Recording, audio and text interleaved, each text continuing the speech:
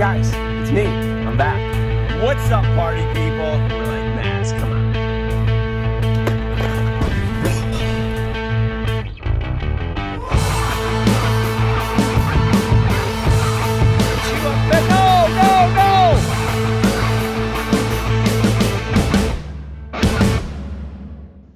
All right, this show is taking a turn for the. What's going on, everyone? Welcome to another episode of Monster Bass Live. We got a banger for you today. We're bringing Jeremy the Lonestar back.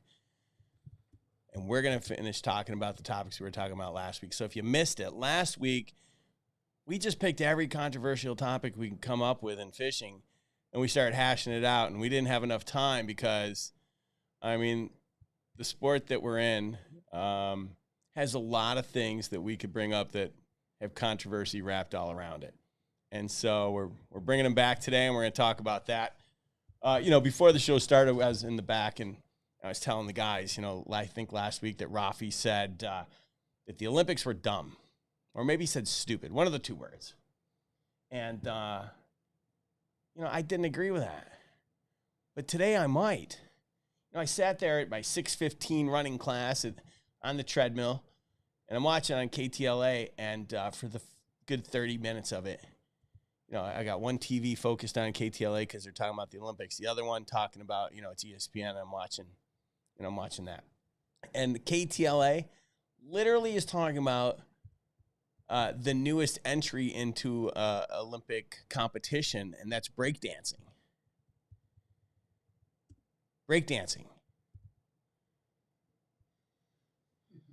I could do a whole show on that. That might be the dumbest thing I've ever heard of. I mean, just give me the participation trophy. Man. All right. The first piece of controversy I'm gonna take on myself, and that's where on earth is the August unboxing video? I know. The guy that does it is not behind schedule. The guy that does it usually does it in his backyard, and every time I go to film the video, my phone turns off because it's too hot. And so I apologize in advance that you haven't gotten your August unboxing. They started shipping, and I do want to say I'm sorry to the 40 people that got last month's box by mistake. I have no idea how that happened, but you're getting a second box for free, so hey, you won. All right, let's not waste any more time. Just you and me back and forth. I do want to look at the chat, but I would love to. God, there's some really good people in chat today. So thank you guys for tuning in. We got Cotton, Vermonter, Brewster. I could go down the list, and it's a who's who. It's a who's who. Even T-Rex, and see, his comment says Hilton. That's because that's where he lives right now. That's a whole nother controversial topic. Let's find out what's going on. Let's bring in Chris and Rafi and Jeremy. Or should we just go Chris and Rafi? All right. We're here. I think we got the answer. All right. It's the two of you guys. How you doing? Yeah, we're good. I'm good. I'm good. How you, Still Rafi? don't like the Olympics, Rafi? Well, and participation trophies are also stupid. 100%. They've ruined America for sure. 100%. It's still. But you can give a participation trophy, but you better recognize the winner. Like you can get hey, you all participated. Congratulations. Thanks for being part of the team. I don't care about any of that. Yeah. But if that's all you get, that's crazy. All right, you need to have a winner. Yeah, but tell me. You do need to have a winner. Let's if go. It's a competition, someone needs to win. The winners get the spoils of victory. That's right. Which traditionally is a trophy. And everybody else, if you're participating, let's push for participation socks. I would be hyped on participation socks. I'm down. Oh, done. All right. Yeah. All right, we're changing. The winner will get those socks too, but also special edition winner socks. Yeah, winner. It's all about they the go up farther than the other ones. Yeah, they're gold. Yeah, cooler stuff on them. No, the Olympics, there's been some groundbreaking stuff. Somebody in the chat mentioned the guy, the pole vault. He failed pole vaulting because his appendage touched the bar. Like that was incredible. I disagree. I think he won the whole Olympics. No, as I'm saying, like they said, it closed some doors, but a lot of other doors are open because of his performance. I think it's cool. This. No, don't. But the guy, like we had Gabriel Medina flying out of the wave. He looks like he's walking on water, and that was a cool shot that catapulted. But surfing is like a lifestyle. They've turned it into a sport. Tried to package it up. Going back to breakdancing, like what's the sport of breakdancing? Like, I know this thing is like I go play basketball, I go play soccer, I go play breakdancing. That doesn't really come out of the mouth very nicely. So I'm with you. It's a stretch. That I know in the chat it said like the ribbon and the ball gymnastic thing. Yeah, Will Ferrell in old school. Come on. Like they dedicate their whole life, like synchronized swimming. The stuff that people do, it truly is remarkable. Whether it's worthy of Olympics, I'm just glad I'm not on the committee. The olden days you used to have to watch whatever they put on television. Now you can just go to the sport of your choice. You can go to the athlete of your choice, click the button, watch it, have a nice day, move on. So, and that's why I'm really happy to announce that in 2028, professional wrestling, the WWE is going to be an Olympic sport, and it's going to be better I think than so. ever. What's fun is some sports, they're just like UFC. They're like, we don't care. Like, we'll just do our thing. We have our own network. We control it ourselves. Why would you want to be a part of the Olympics? I know there's this cool thing. It is something unique where in this divisive world, we're all against each other. And for all the countries to come together with this common goal of like sport participation, I see the goal. I see the idea. I don't know if that's resonating with people. I'll tell you what's happened now is I asked my kids, hey, did you see this on the Olympics? And my son says, I watched the X Games. And I was like, never mind. Yeah. So that that's might be the funniest thing I've heard, though. For all the divisiveness, we're all like against each other, and it's nice that once every 4 years we can all come together and then be against each other in sport. So it's like to prove, like the pure. Well, what's really cool is like if you watch, and this is where it's different. If you watch athletes that are truly recognizing sport and competing, but still the winner comes right over to the finishers at the 100-meter for sure. They come over and they congratulate each other. The skateboarding was a really cool moment in the women's park. The girl that got bumped off the podium immediately, as soon as the first person that was winning, she finished her run, she came over, they hugged each other, embraced, and she was congratulating her because they want the sport itself to achieve greatness. So it's when people recognize, but still it is about competition. And if you want to go way Christian on it, then you're going to say competition's evil and you wouldn't want to beat anyone. So, hey, I'm just throwing out ideas to ruffle some feathers, but yeah. By the way, that's the beauty of the show. I think that's actually like the Olympics isn't sport, it's competition, right? And that's why breakdancing is not necessarily a sport, but it is competitive. And I think that there's a big difference between like putting up points and being able to measure something. One team does something or one person does something more than the other person versus like it's the same thing that plagues the X Games, right? Which is like, oh, this person did one thing and this person did another thing, but we're going to measure this technical thing by this judge greater than the other technical thing. To me, I've always had a problem with that. It's like roasting marshmallows. Yep. Totally agree, Rick. You don't even need to explain. All right, let's we got a great show, and I'm really glad that everyone tuned in. As a reminder, you can always catch us on Spotify, Apple, wherever you get your podcasts. And we thank you guys, whether you're watching live or watching this on a rewind. If you like what you hear, give us a thumbs up. Let's not wait any longer. Once again, our guest today is I'm going to be nicer this time because I felt really bad. But he is the big fish in a pond over in the great state of Texas. He's a purveyor of mediocre barbecue and a great friend of the show, Jeremy Francis. What's happening? Yes. What's happening? How are you? For round two. It's going to be a good one. It's going to be a good one. It's going to be a great show. It's going to be the best show ever. People have told me that it's a good show, but I'm here to make it a great show. That's already controversial. That was a really bad impression. Yeah. Hey, shots fired. Shots have been fired. Cha-ching. I appreciate it. Too soon, Let's Chris. bring it.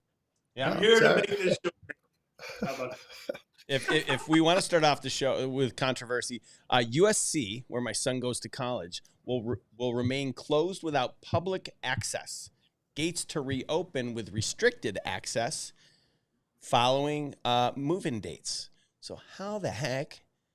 Actually, I guess I don't have to move him in. He's going to have to figure this crap out on his own. He's a grown man now. You're He's an fine. adult. Grown man, that's right, Yeah. 19.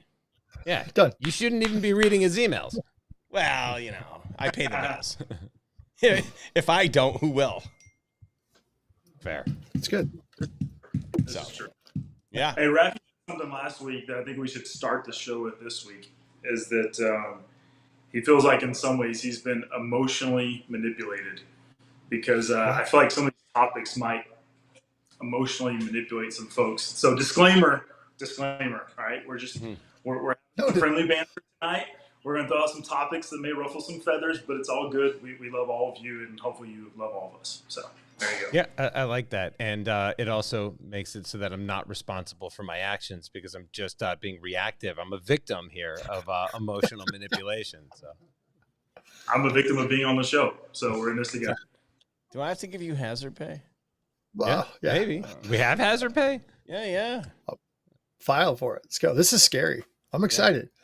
I like it. You We- know, I was going to say, when I used to play volleyball, if nobody was bleeding at the end of a match, you haven't done your job. So if we can get blood or somebody to cry, get mad, I like, this is exciting. This is where we get to share some personal opinions, whether we even believe in them or not. Cause I know Jeremy you're famous for that, arguing to your death and then saying, actually don't even believe that. So what's the first topic? I think you mentioned you have something you want to lead off. Are you ready? Yeah. So we left off talking about this last week, but it's come up recently with ICAST, and so it's worth talking about again, is the world of kayak fishing. ugh.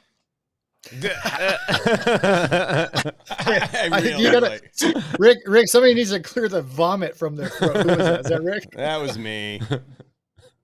Let me clarify. I kind of want Rick to clarify. Oh, Okay. God. Go for it. Go, Jeremy. All right. I think kayaks are super cool. I used to have an Old Town PDL that I loved. I think they're great. I just personally am getting to an age that loading up a kayak and getting all my stuff in it and out of it and climbing up and sitting down, it fits me more fishing out of a boat than a kayak. But I love kayaks. I think fishing in a kayak is super cool. However, let's just call it what it is. Some of these kayaks these days are the furthest thing from the origination of what I believe kayak fishing was meant to do, was to be very simplistic, very easy approach that everyone has access to getting on the water. Nowadays, heck, there's some kayaks that are rolling out that I promise you the way they are rigged at ICAST cost more than my bass boat. And so I would just love kind of Chris's take, maybe some others' take, like drop some comments below. Like, is kayak fishing getting to a place that is borderline just fishing out of miniature boats and we're just calling them kayaks? I don't know. I feel like we're really far away from where kayak fishing originated, and we're skirting the line on let's just call it a boat. Just go get you a boat and call it a day. So there's the first topic. Like Rick's really tight-lipped over there. Rick, go for it. Come on. If I have to see another video, if I have to see another video of people pumping up kayaks, I'm going to lose it. Like, a kayak is not meant to be blown up. Call that for what it is. It's a blow-up boat. It's a blow-up kayak, whatever it is. To me, a kayak is for someone that, wants to go out and have their own little adventure. But like you said, it's now turned into something that's going to cost me $20,000. And on one hand, I'm okay with that because, I could drive a Prius, or I could drive something else. But these kayaks now, it's gotten to the point where I'm watching people shaming other people about their kayak because their kayak doesn't have all the bells and whistles. And to me, it's just like, just go buy a boat.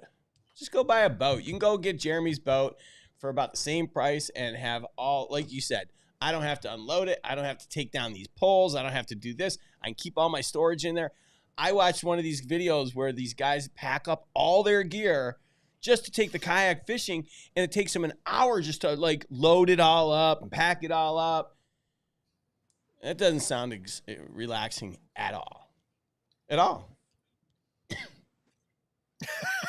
I think he's going to throw up. So I'm going to throw this out there. I have a brand new, Rick, you're going to hate this. I have a brand new company we're working with. It's an inflatable brand. Yeah, Inflatables, drop stitch floors. They've changed so much in the last few years. Here's the deal. I leave my house. I have less than, it's like 240 feet. I'm going to measure it exactly for you, but I can put my kayak under one arm and two rods under my other arm. I just made a video the other day. I walked across the street, threw the kayak in the water, stepped into it, went and fished, caught 2 fish, and was back home in like 35 minutes. That can't happen with a boat. There's no boats allowed on that pond. There's specific things that kayaks are better for. So I'm with you, Jeremy. The debate of them going into small boats, my back history was I started fishing on stand-up paddle boards, was fishing on race boards, helped manufacture an inflatable pontoon paddle board, was fishing against guys in tournaments. And this guy's like, hey, here's a kayak with pedals. I'm like, oh, you mean I can sit down and pedal and fish instead of paddling? That's genius. So like 8 years ago, worked with Native Watercraft, started fishing. Then everyone started adding motors. They got into one motor, then two motors. And I've seen guys now that have three motors. Insane dollar value. Then of course you have to have batteries, and then you can't have lead cell batteries because they're too heavy in kayaks. And now you have to have all the lithium batteries, and you're spending $3,000, $4,000, $5,000, then graphs. So I'm going backwards. I'm like taking a break of like, hey, if I was to do kayak fishing again in tournaments, I would get a pontoon style Big Sky Boatworks. I would stand on it. I would put a foot trolling motor in the front. And the reason is I can stand with a trolling motor. Once you're fishing with a trolling motor under your foot and you're casting along the shoreline and you're navigating your boat forward and backwards, left, right, whatever direction you want with your foot, and you're fishing, you're never sitting down and pedaling again. So why, if I'm fishing in a tournament to prove myself as the best angler, would I take time away from angling? I'm going to fish the whole time standing. So if I got back into tournament angling in a kayak, I would be standing up on a small boat and people would call it a kayak. And so I'm right with you. That's where kayak fishing has gotten to. They have open launches. They have huge motors. They have torpedoes. They've got motors underneath them. They got motors. So it's a brand of one of the best motors that goes off the back. It's like a torpedo, but it's a torpedo. If you're pedaling a kayak, you go kayak about with torpedoes. That would be fun. So like again, it's jet propulsion. And this is the cool part is I'm fully in the support of anglers that have physical disabilities or things that they're challenged with.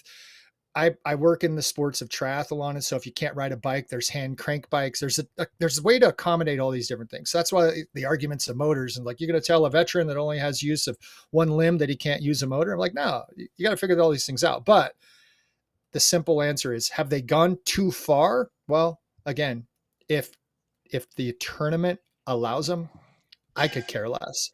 Am I going to buy a $25,000 kayak? No. I'm going to buy a $400 or $500 inflatable, fish across the street. And then when I'm going to go to new water and I want to cover a ton of water, the safety of a boat for me is probably going to be that choice to go on a big lake. All right, Jeremy. Rick and I have a mutual friend who sells cars. And he was trying to get me into a car that he had a great deal on. But it was a German car. This was years ago. I told him I have a problem buying German cars because of a little blip in the history and the relationship between Germany and Jewish people. Wait, there's a blip? Yeah, there was a little blip. And he thought about it for a minute and goes, well, how far back are you going to go? Like, what are you talking about? He's like, so you're not going to sleep on like nice sheets because you're boycotting Egyptian cotton? Like, let's be honest here. What's going on? Weren't your people enslaved in Egypt? Like, I don't know, a millennia ago. My question to you is, how far back are you going to, like, if our friends at Bass Forecast are to be trusted, they credit the invention of bass fishing to be in 1768. In 1768, there were no boats. There were no like fiberglass rods. There was like how much of a purist, like how far back do you need to go or not need to go in order to say, well, the way that the sport is evolving is out of bounds And also, the last time I checked, like the magic of bass fishing is that it's an individual sport. So who cares? That just gave me a really good idea. I want to fish with a shotgun. No, Some I want to tannerite. fish a tournament. I want when we go up north, I would like to fish a tournament out of Chris's pontoon boat, and I want to film the whole thing because if it's an individual sport, I'd like to have the barbecue right there. I'd like to have all the amenities, so when my feet get tired, I can sit on the couch. I might like to have a few other people on the pontoon so I can talk to them. They can give me tips, tell me what I'm doing wrong. Someone that can pull the fish off the hook for me. Rick, I think that this is a great idea. I do too. And I think that it's completely in bounds because the last time I checked, just about every single fishing tournament there is, even at the pro level, it's not merit-based. It's money-based. You want to buy your way in and sit on like a chaise lounge and grill and like tie a piece of fishing string on your toe and say I'm in the contest or whatever, like go for it. It's all in bounds. I might do that. Yeah. I know Chris has something to say about that. No, I'm telling you, these are all the fun. This is, I mean, being real, this is the beauty of Olympics. Running, going back to just the running, how fast can you run as a human? This meritus idea of I'm going to physically run as fast as I can. Now, this is the argument of bass fishing. Like, how did that lifestyle, catching fish to eat, how did that even become a sport? And I think that's, for me, that's this topic that we're talking about is tournament fishing. I don't care what you fish off of. Rick, you just hit it on the head. Like, I like to fish with friends. I like to fish with my wife. I like to fish off a pontoon boat. I like to fish off a bass boat. I'll fish next to somebody on a raft. When you come up, we can float on the raft by the swim area. We can go catch fish. I think I put a kayak, and it was great, Jeremy. You put, if fishing from an inflatable kayak is cool on Miles Davis or whatever on my post. It's like, that's the beauty of the lifestyle of bass fishing. People get so worried when it's the sport. It's this whole like, oh, this competition. I love, and I'm going to do this. I love preparing myself to be an underdog. I want to fish against guys with 3 or 4 motors, tons of electronics on their kayaks. And I want to take my little inflatable and paddle around like a little kid, an old fashioned guy. Maybe I can get a bamboo rod, like you're saying, and go and see if I can physically catch fish near the launch, because I can't go 7 miles across the lake. So I'm going to go and try my hand at fishing different water. And this is the funny part of bass fishing. As soon as you go and you fish different areas and you're fishing with different baits, are you even fishing against each other with your skill set? You're just kind of fishing what you've targeted, what you do best, the fish that you've gone out and found, and you're keeping it secret. That's when that whole sport becomes something completely different than standing on a track next to another person, armed with no other physical advantages, and you're running as fast as you can. That's the difference of the sport of bass fishing. Is it's evolved into, I'm pre-fishing 3 or 4 days. I'm secretive over here. And we'll talk about this later in the future, Jeremy. I've got 9 waypoints from my friend because they gave me their GPS card and I put it into my life. Oh, wait, I can't say that yet. Mistake. I did that by mistake. Dang it. They left their card in there. But that's the thing. You know, kayak fishing, it turns into this whole discussion. It's like, who's controlling what we do in a kayak? Who cares? Like, you want to spend $80,000 in a kayak? Awesome. I know you can put your kayak where a boat can't get at times. There's a lot of lakes that you can't put a boat on, or there's rivers that you can float that you can't put a boat on. And that's why kayaks are awesome. Now, this brings up the next debate for a whole different show. Why is one cooler than the other? I think that's the funniest part of all this. I know who can answer that question. Who's that? Yeah. That would be my pinch angler, and I'm going to get him on the phone right now, because also one of the things I'm going to do, and one of the Hickmans was very kind to say so, is when I'm on my pontoon boat, like I may, call an audible, raise my hand, and, go to the bullpen and call up one of the Hickmans to cast a few times because my arm might be tired. And so I'd like to hear what he has to say. So could you, Fixie, get him on the phone for me? Because I love this so much. Yeah. So good. Yeah. So, what's up, boys? hi, Grandpa. What's happening? Can I call you that? Because I don't have a grandpa, and so it'd be fun to come to your house. You could give me pies. No. Okay. So see, here's the deal. I'm Gramps. I'm Gramps to everyone on the internet. My oldest 2 granddaughters call me Grampy. My youngest granddaughter calls me Pawpaw, and everybody else calls me JT. So internet Gramps, Pawpaw, Grampy, and Hey, JT. Grampy. What do you? What are your thoughts on this? Well, yeah. Come on, Papa. Let's hear it.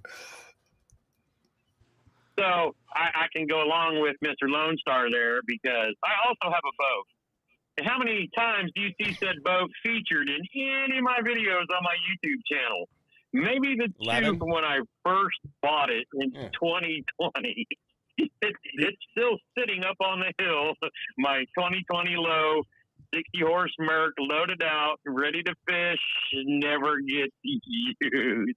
But that's a you problem. But That's your choice. no, it's not a me problem. Why? It's a reality problem because for me, being a disabled veteran with a bad back and back knees, it's hard for me to walk around a boat on the water.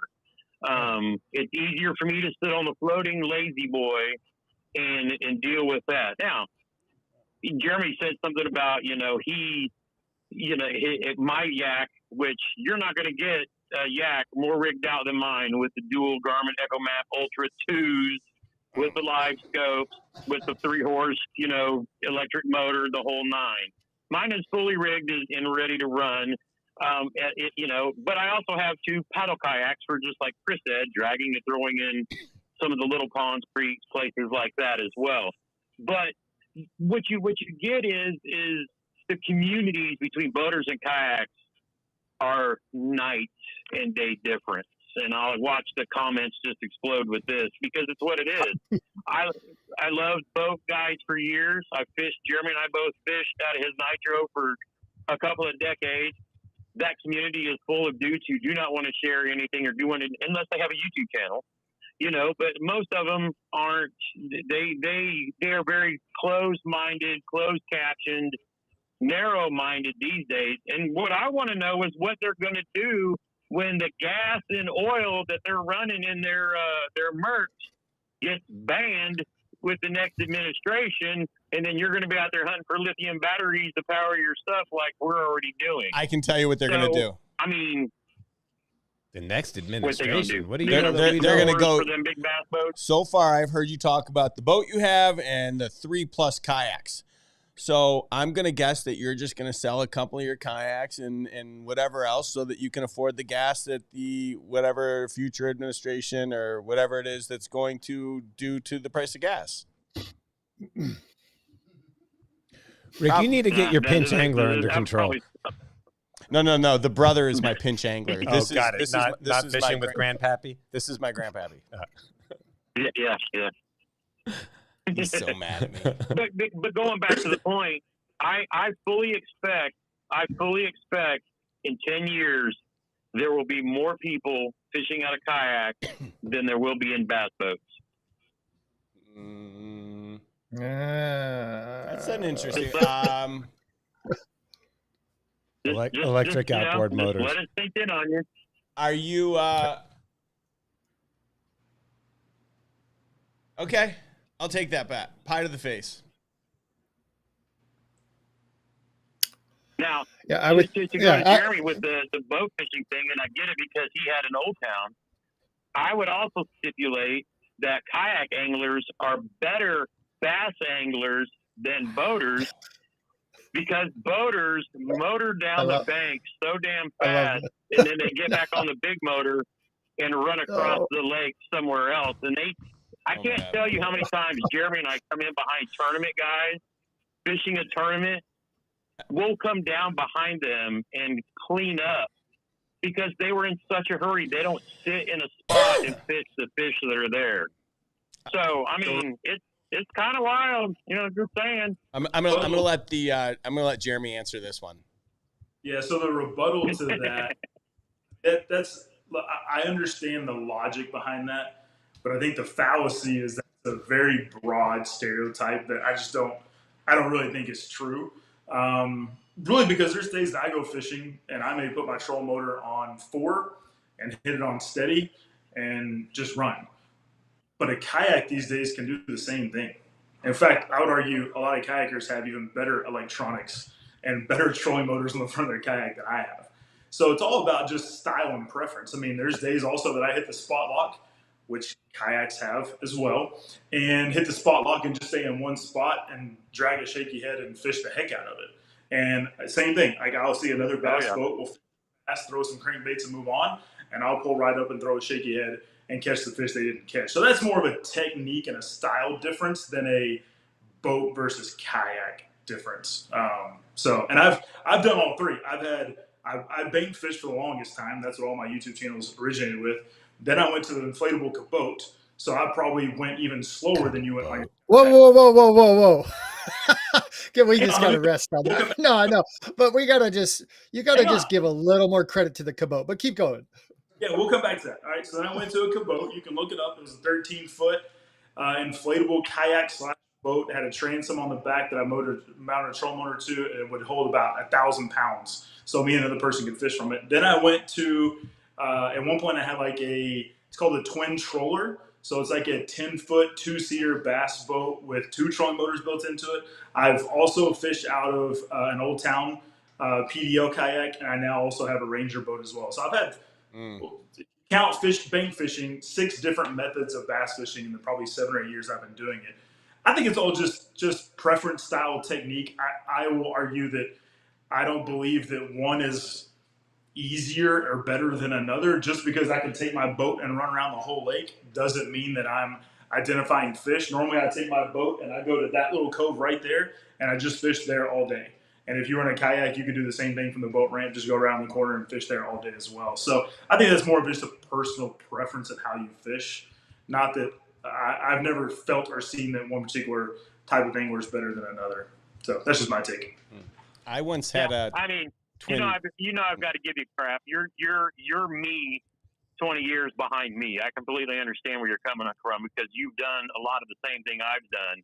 And like most others, as people start realizing here in the future too, they're going to realize that forward-facing sonar is no better in the hands of somebody who doesn't know what they're doing, but it's all about time on the water. Because if you don't have time on the water, you don't understand fish. That forward-facing ain't gonna, it might make you like, oh, I can see a fish in a bush. But when it comes down to it, time on the water dominates all. Wow. Whether you do it, like you said, from the bank, the boat, or a kayak. I might not be welcome back if I go on a diatribe about forward-facing sonar, so I won't. You want to talk about twin trollers? Watch the video.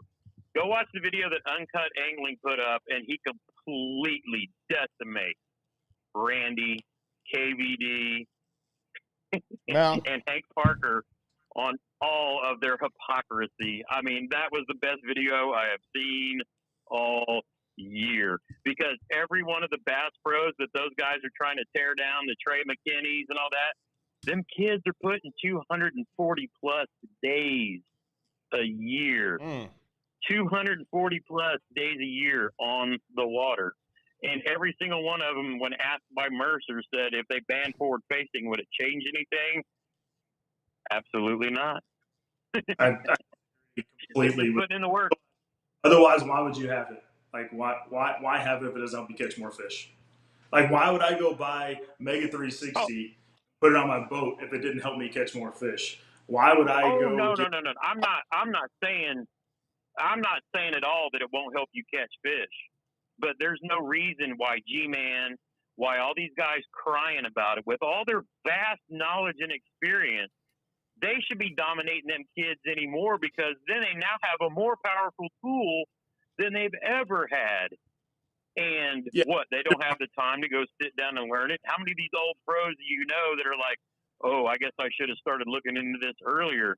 You probably should have instead of spending all that time in the deer stand because you got these young kids out there whipping your asses. Well, that's a whole different argument altogether. That's not the argument that I've ever. But yeah, that's it's like when they talked about the hydrowave. Oh, this thing just stimulates the fish in the water, and funny how nobody complained about that technology. The side imaging when KVD came in and dominated the field because he understood back then what was the most modern technology that they had. He learned it and he spanked them all. Like I said, this video that Uncut Angling put together was phenomenal. Well, we're gonna have to watch it. Oh, go ahead, Jeremy. Would you agree or disagree, Gramps, that kayaks of today are airing closer to boats or closer to where they originated as kayaks? Well, honestly, since I just got back from the Susquehanna River, I mean, yeah, like the new Bonafide XTR, it's it's no bigger, but it's funny how people didn't complain about like the New Canoe Unlimited. But Can't answer the question. It's those the bigger kayaks are for those guys who want He all the answered the bells and question. whistles. But on the flip side, to Chris's point earlier, Eric Jackson, the founder of Jackson Kayaks, still fishes national events with nothing but a kayak and a paddle, no electronics, no motors, 2 or 3 rods, and finishes in the top 10 every time. So you still have those who, live that life.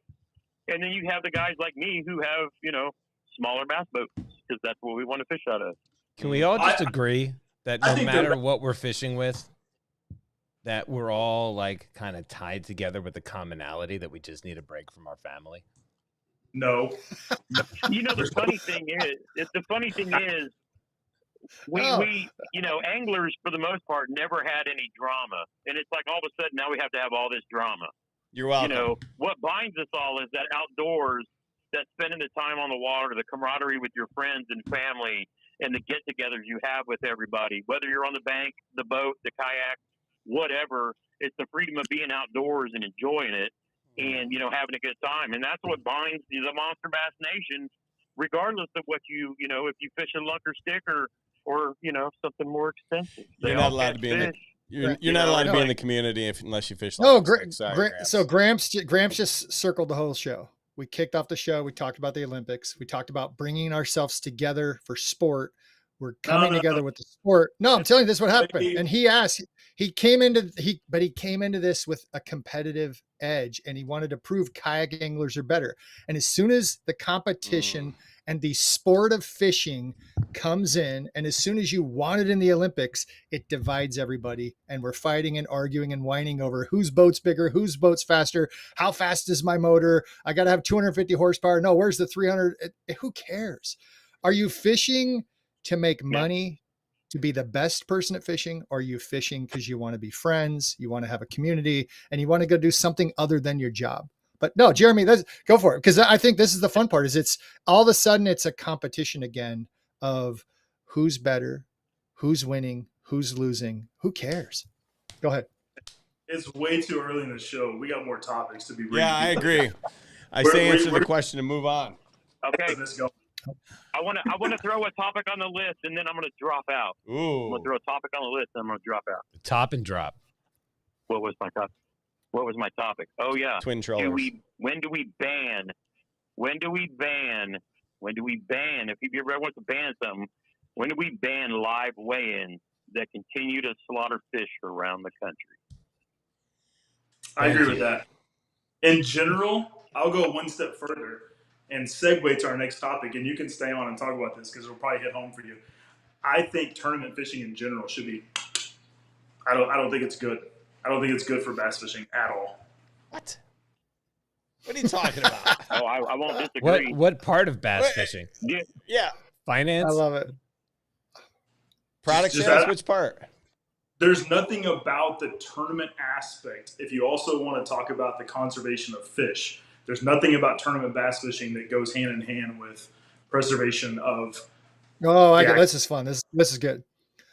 Tournament bass fishing, just like the share lunker program, where you take the fish that are all over 8 pounds and you take their genetics and you find out where the fish are from and you truly find out what strain they are and you find out the history of those fish, and then you can sample those fish and you can take. So tournament fishing can work hand in hand with sustainability. Tournament fishing that takes revenue streams and funds fish, not just conservation of fish, but habitat restoration. So talking about generating revenue and using that revenue in the right place. Tournament fishing that introduces the next generation into fishing, that gets them excited about being involved in fishing, having the youth that get now involved in conservation because they want to continue to have a sport. So I can argue that both ways. But as far as fish at live at weigh-ins and having these lunker, I don't know, it's like the meat wall and you're releasing fish at one location. Now they're like, okay, tournament fishing, that's kind of tough. Let's put the fish back on boats. Let's make sure the water is proper in our live wells, that we're rehydrating these fish, getting back their electrolytes, getting rid of their pee in the water and taking them back and putting them back. Catch, photo, release, awesome for kayak fishing. Catch, Totally photo, agree. release. Catch, photo, release in kayak fishing is also probably killing more fish than weigh-ins, because if you watch the guys and you time them and you talk to Chad and you see how long guys have those fish out of the water while they're getting their camera ready, and they're sticking their fingers in their butts to get the fish to squirm and then relax on the board. Yeah, so there's all these fun little these tricks that guys, and then they'll argue. They're like, "Oh, we don't do that. I catch all my fish and Fish I handle have all my butts? fish perfectly." Well, Yeah. fish eat a lot of food and they poop out a lot. So there's all these fun things of like putting your foot on top of your fish to make sure it's calm and relaxed, and then you then take your foot off and you take a photograph. So these are terrible things that can happen by terrible anglers, but the sport all my fish stay in the water until it's time to take a picture. It's literally in and out in 10 seconds. So that you're an exception to the rule, and I hope most people do that. And that's the reality of saying, now how do we monitor that? Do we have, the cool part of all this is technology is going to fix everything. You won't be able to be in a tournament unless you have a phone or a camera on you all day long. This is what they're arguing right now in BASS. Is the angler responsible for BASS's video? So if you go out fishing, you don't have a co-angler and you don't have a ref with you, in BASS, you have to have a phone or something showing everything you're doing to keep you from cheating. Same thing with kayak tournaments in the future. And some of the best, if you got the top 5 kayakers go out, they have to be live, cast to catch every step of the way, showing exactly what they're doing. That's how tournaments can be okay with fish conservation. I think, and so it's just the reality me, like of what Jeremy said. I would be perfectly fine if all tournament fishing ended. The main reason why I go fish tournaments and why I finished 204th out of 224 for the Bassmaster Kayak Series was purely for the destination and the people that were going to be there. I know I'm not going to win one of these things, do my best, try to catch fish, but for me, it's the adventure. It's the trip, the travel, the reason to go somewhere and to hang out with, 200 people that love to do what I love to do. If we had a monster bass get together in every state around the nation where we can have boondoggles, get-togethers, campovers, so forth and so on. Boondoggles, the old school fish camp. It's when people would get together in either boats or bank fish. You camp somewhere, you hang out. Boondoggles like the old, whatever palooza before we started, going crazy. But, a lot of it's really, that's what we prefer to do. We use them as, get-togethers.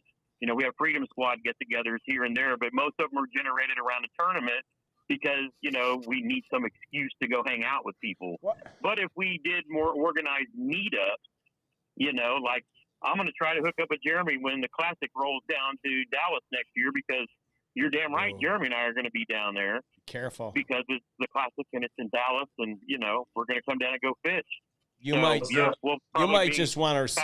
You might want to just like resign yourself to just having a good old fashioned boondoggle and forget the rest of the stuff. I'll book us a private lake right now.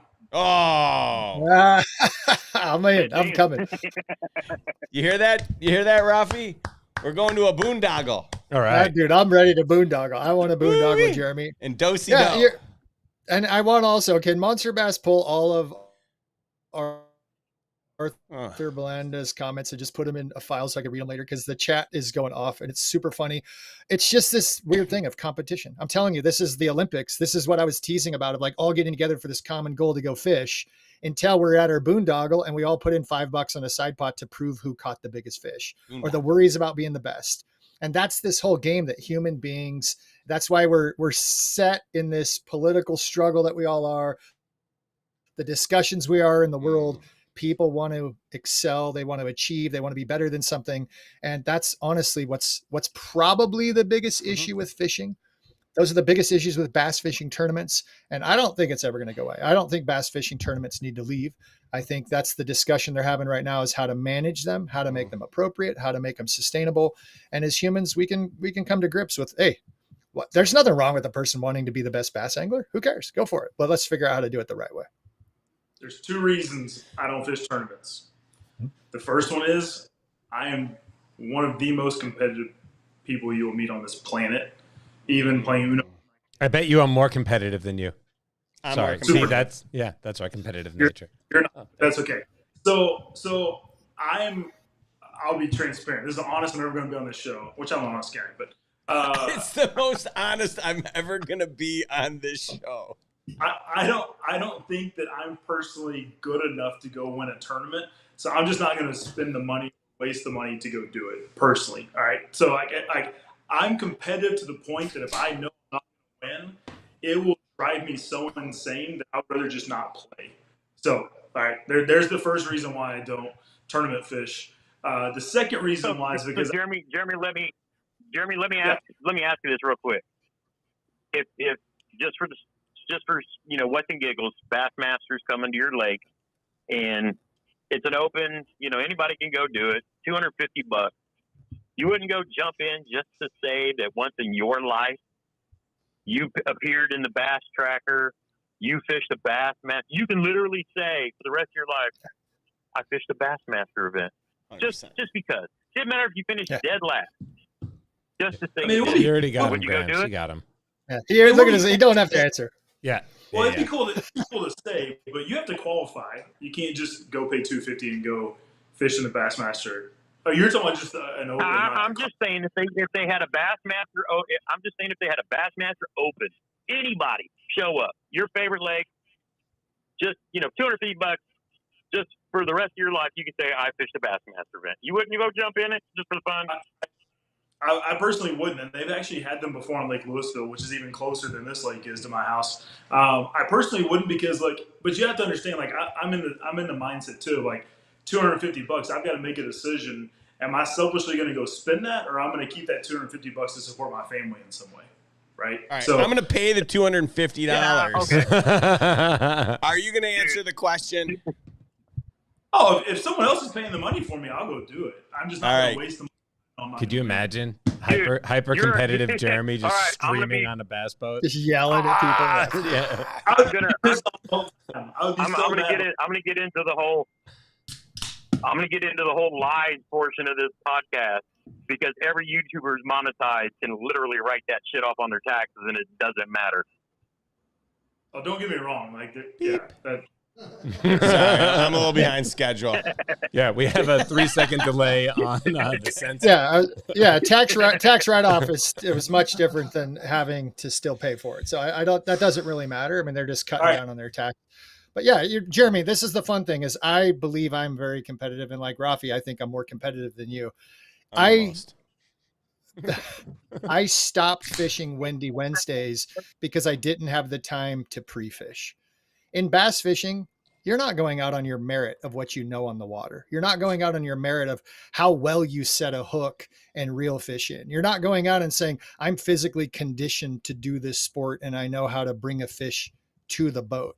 You're fishing a skill of what you know on the water, where those fish currently are residing, what they're currently reacting to. You have that time on the water to pre-fish, to go to past locations, which I also don't have on the deltas. I don't have a past history to go fish past locations. You're not fishing, and this is the fun part in arguing with anglers. They get so mad. The best angler doesn't always win, and it's really not that hard to catch a fish. The person that really wins is who's catching the fish, fishing the conditions, and who's responded to those conditions the best. I don't know grown women or grown men. I don't know anyone in my circle of influence of people that can't reel in a fish. That's I mean, I'm going way out on an edge here. Like a person that spends a couple weeks on setting the hook, and I'm going to work with Rafi and Rick when they come up here, catching the majority of your fish that you get to bite a lure. I think you guys, Rick, you say, oh, I don't fish that often. I think if you spent a couple weeks fishing, you'd be very proficient at reeling fish in. I'd be broke. Well, it's okay. So that's Because the I would point have of all of it. forward-facing sonar, and I would have a boat, 3 kayaks, and then, Gramps and I would be sitting there bitching about the price of gasoline in the next election. So This is the that's beauty of why all of I'm it. not fishing for 2 weeks. But I'll come up So, with a but- day. Is Graham still But- on? But Sorry, this is go the ahead. beauty of it. Yeah, no, it's just this whole thing of like fishing. What's really the sport of fishing proving? It's who's reacted to the conditions the best. And oftentimes when the fish are biting and they're biting in a manner that relates to the strength of the angler.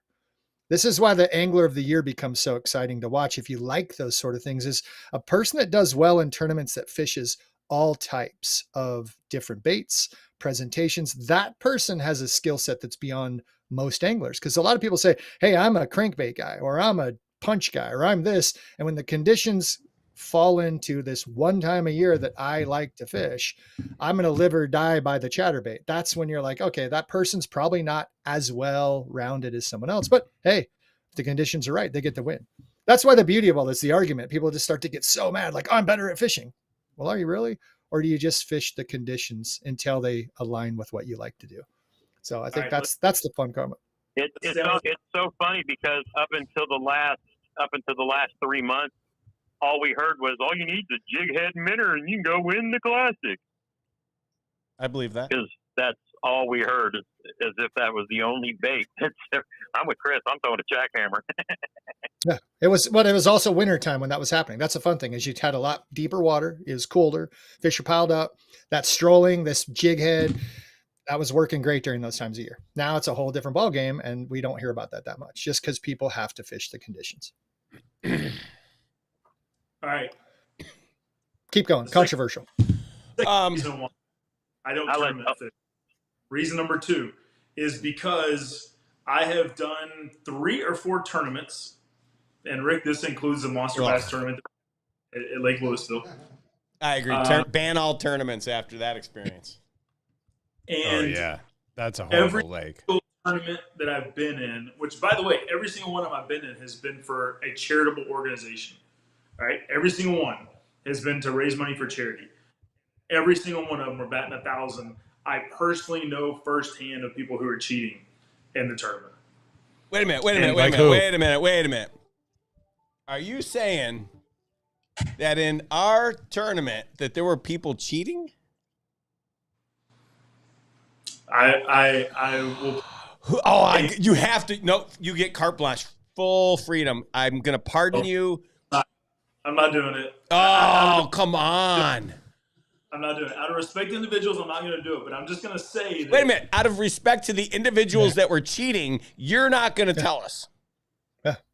As your boss, I command you. Isn't that like that's aiding? You're in America. Aiding and abetting. You're going to jail too, buddy. You're just as bad as a criminal. No wonder Texas is voting Democrat this year. If someone, I don't know. Oh no, Rick. So hey, so let's. Okay. I'll pause. I'll help you pause.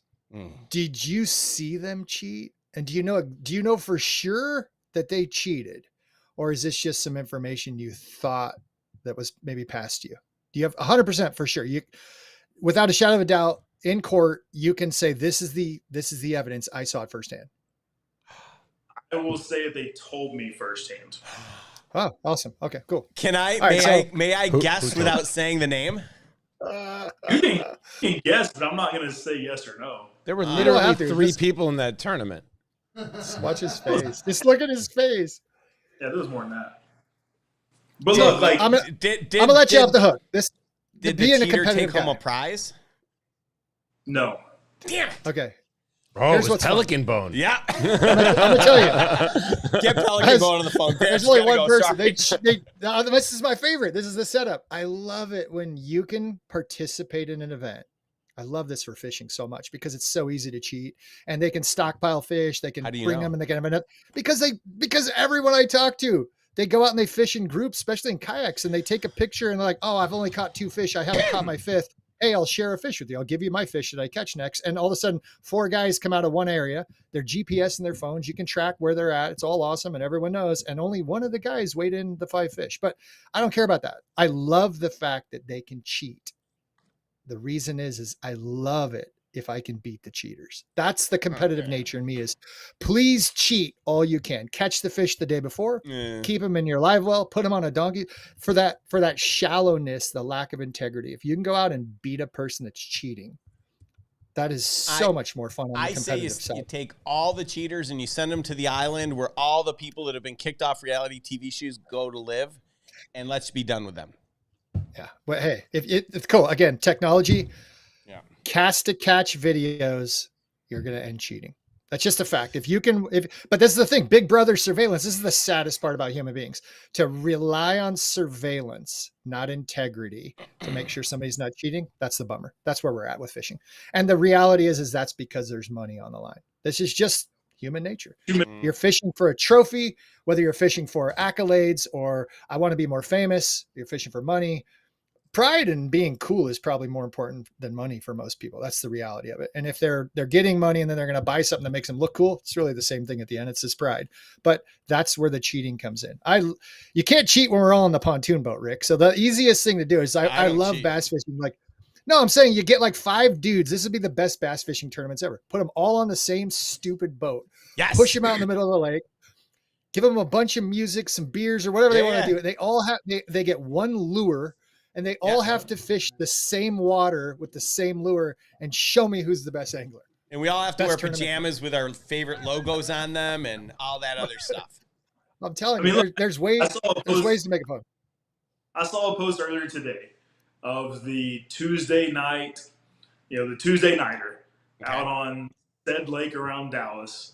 And literally the caption was, that was Rick. This 2 team of anglers did it again. They found a way to catch the big bass yet again. And I don't know. Every tournament, literally every single one that I've been in, I have seen firsthand like cheating happening. And you just like, it's just sickening, especially when like these are charity tournaments. Like you're there to raise money for a charity, whether that be, well, actually every single one of them has been for veterans. So every single tournament I've fished in, I've dedicated my time. I've paid the money, and in that case, like I don't really care if I win or not. Even if I would have won, I would have given the money back to the charity, right? Like most of the time, that's what people do in a charity event. But even in charity fishing tournaments, to see the level of cheating that goes on, it's just I don't know. It's just kind of sickening, and so it's just really turned me off. Why is it worse in charity than it is in real life? Like the money's already been allocated for the prizes. And the money has already been allocated for the charity. So you're not taking anything away from the charity. Like you're just that person.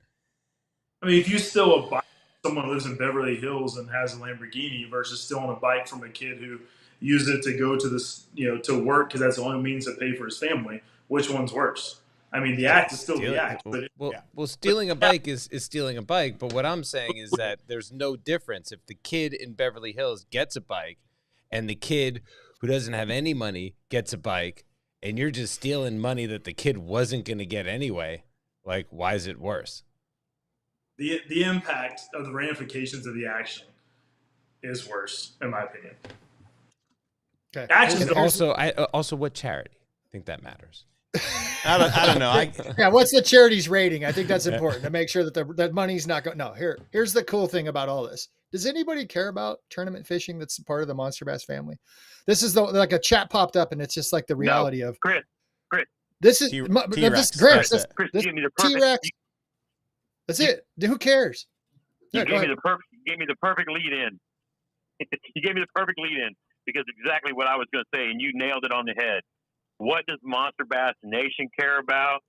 We care about catching the absolute name of this company. We're all out searching for the next big monster bass, our own endeavor, our own adventure, our own PB. That's literally why I cast the line every time I do it, whether I'm fishing for fun anywhere else, just to have that one day that might, and I haven't caught a PB since 1997. Oh my God. But we're still fishing. We're still You using. You got to stop fishing. My biggest bass. What is it, like 16 pounds? Getting some pajamas. You got to get on the pontoon boat. When I was, my biggest bass was at at Lake Fork in 1997, I think it was. Before I moved back to Indiana, throwing a Terminator spinnerbait, and I caught an 8-pound, it was like 867 or something like that. And I have not beat that in my entire life since then. So again, that's that's what I'm on the water for all the time is, making that next big cast and seeing what day I'm actually going to ever beat that. I love Good it. for you. Yep. Hey, Gramps, I appreciate you Now I'm calling. going to go jump off so somebody else can call in. Well, no, I wanted to thank you for being a guest on today's show, and for everyone that tuned in. The show's over, so go home. Gramps is leaving. He's left the building. Gramps, he's left the building. Thanks, Gramps. Thanks. Bye, Grant. Thanks, Gramps. All right, I feel bad. This guy's been on the phone 43 minutes on hold. I don't know if Fix fixed the hold music or if it's still that garbage that he put on because I've never been on hold. Fix, what has this guy been listening to for 43 minutes? Let's ask him. Let's go. That's how bad was it? Oh my God. Hello, caller. Oh, it's just a show. It's nice because I don't have the 3-second delay, Who is this? so I get to hear it first. I'm not going to tell you unless you can guess it. I have a new stash, but All right, that's about it. It's changed. I already don't like him. Hey. I like this guy. I know. I think I know who this is. You talk to him. It's Matt Brown, man. I was going to say, it's Matt. I can hit Matt's Yeah, voice. This guy likes tournament fishing, so here it comes. Dan likes being on hold. Yeah, he likes being on hold, and clearly he's not taken back by the price of lead these days. So he still continues to fish those tournaments. Go ahead. Oh my gosh. By the way, Price of I have a lead, my question gosh. for you, Matt. Before All right. you start to chime in, how many lead sinkers can you fit into a fish and get away with before you're, how many can you dump in to win the tournament without getting caught? 3? Not something I've tried. You should try I'm sure it. it could be possible. You should try it, Jeremy. Yeah, Call I Jeremy. probably should. Call Jeremy, and he knows people that know how to do this. You got to do what Chris does, and you just Oh. got to bring live crawfish on the boat with you. So it's You just stuff them. You gut stuff them. Can you do that? Is that legal? Yeah. Like, if you weigh a fish and it's got a crawfish in the belly, because obviously that's cheating. But do they look So in the? the actual rule. So the actual rule is technically, and this is getting back to the cameras on the boats and everything that we're all throwing a fit about. You are not supposed to reinsert a regurgitated bait. So say that fish has been feeding on shad, and it spits up, an 8-ounce shad out of its gut. It's 8 ounces lighter. That's For sure, that makes sense. But if they find if you go to technically- weigh in a bass and it's got a live, crawfish comes crawling out of its mouth, are they going to call you a cheater? No, heck no. yeah. Because if it's they're alive, not gonna- no, if it's yeah, been if- sitting in its gut and been digested. Yeah, but guys, all the time. I'm just saying because of go the ahead. weigh-in time. You're not listening. Because of the weigh-in No, time. So if you're the weigh-in going way back to later, it's not terminating, going to be if you're alive. Yeah, All right. that crawfish is going to be dead. So if you have a live crawfish at a weigh-in crawl out of your fish's mouth, yeah, that's some BS. All right. All day. Chris. Yeah. Oh, I thought you had something to say. I was just making I do. sure. We're all on Here's delay. what I was going to tell you is live wells are a great thing to look in if you want to know what the fish have been eating. You go fishing somewhere where there's a lot of crawdads. You go to your live well at the end and you got 5 good bass in there. And a good bass that's 5 pounds has probably been eating because all they do is eat and they're fat. Your live well is filled with crawdad parts. And that's an easy way to see what the fish have been eating. You go to tournaments, you check it out. You got shad in there. It's a bummer for those poor fish because they use some energy to catch those fish. But that's the reality. What we're trying to get to is if it was live after you've caught the fish and you bring it to a weigh-in and it crawls out of its mouth still alive, well, then that's probably a cheating angler with somehow had brought live crawdads out into the water and been putting them in their bass's stomach. So this is the irony of what a dumb topic to even worry about, all these ways for people to cheat. And that was my point of beating a cheater. If they've got to cheat to try to win in bass fishing, I don't condone cheating. I wish there was a way to catch them all and ban it, but I'm not a tournament director. That's their job. But I find it humorous if I can beat a cheater and show them that cheating does not always prosper and does not always win. It just burns them a little bit more. So it chaps them. And if I'm able to actually outperform a cheater, that just makes the competition side of me enjoy the winning a little bit more. But no, I mean, we're talking about bass fishing. We're talking about cheating. We're talking about competition. Who cares? But Matt, I want to hear your perspective because I know you like tournaments. You pay to be in tournaments. You got the jersey, you got the boat set up. Do you think tournament fishing should go away, or do you think it's something that should stick around? It's definitely something that should be controlled. So I've followed this for several years, and they talk about how live release and on these major tournaments and all those type of things, and Bass Nation apparently follows the same standards and whatnot. And then we go down to South Alabama here recently, and they had hundreds of dead fish. They were bringing them back dead. And what we're not realizing is so much more of the bad book that having a live weigh-in is when we try to have tournaments late in the year. You can have them super late, more towards the fall, but July in Alabama is going to be hot. Water temperature is going to be 90 plus degrees. You can't pull these fish down that are barely surviving anyway. And yeah, they're having to eat a bunch, and they're super active, and they're pretty easy to catch if you can get a bait to them. But Right. It's more of, now we're yanking fish out of 35, 40 foot of water. And, the bigger population or the larger fish are definitely down deeper this time of year. And so you pull them up, and now, fish have air bladders, and you're dealing with, guys knowing how to properly fizz bass. And on the pro level, yes, you should definitely 100% know how to fizz a bass and know how to maintain, especially on an elite tour or that level, to manage your fish and be able to bring back a healthy fish. But to a degree, I don't care what type of angler you are. If you're a recreational one, I've killed bass instantaneously by catching. Just hook wrong, and that fish is toast before I even get it into the boat. And it's a horrible feeling inside, and I hate killing fish. But it's way beyond that. The dissolved oxygen that's in the water that's down at 30, 40 feet deep is way more because the water's colder as you're pulling for your live well 10 Absolutely. inches underneath the water. So, hey, I'm going to put ice in my live well and make the water cold. Who cares? There's no oxygen in that water. Now you have cold, unlife supporting water in your live well. And yeah, I got my bubblers on. I'm trying to do the best I can. You're still killing that fish. And delayed mortality. You need to take a picture of that fish. That fish too, a lot of times, by dumping a ton of ice. And so these are these things of like, oh, I'm going to save the fish. I'm going to bleed it. I'm going to fizz it. I'm going to put it in my ice live well. That's when, unfortunately, a jurisdictional agency needs to come in and not say this brings in X amount of revenue. This is actually bad for the fishery. We're not giving the permit to honor the event. And that's where fishing, unfortunately, will have to go on the government level. I admire Jeremy. This is one thing I'll tell you. Vote with your dollar. We talk about nobody wants to have politics involved in a show like this. Go vote with your dollar. Don't pay to be part of a bass tournament. Your vote with a dollar is the most important thing you can do. Don't support it. Don't go fish them. Don't do it. And I think that's awesome. Now, if you're fishing in a tournament that you think might be hurting fish, well, you're supporting something during the time of year that's probably most detrimental to fishing. So that's the cool part. But you mentioned that I don't go out and fish this time of year. I don't even recreational fish this time of year. It's too hot in because Oklahoma? It sucks. Yeah, well, it's 110 degrees out right now, guys. I mean, it was 107 this morning.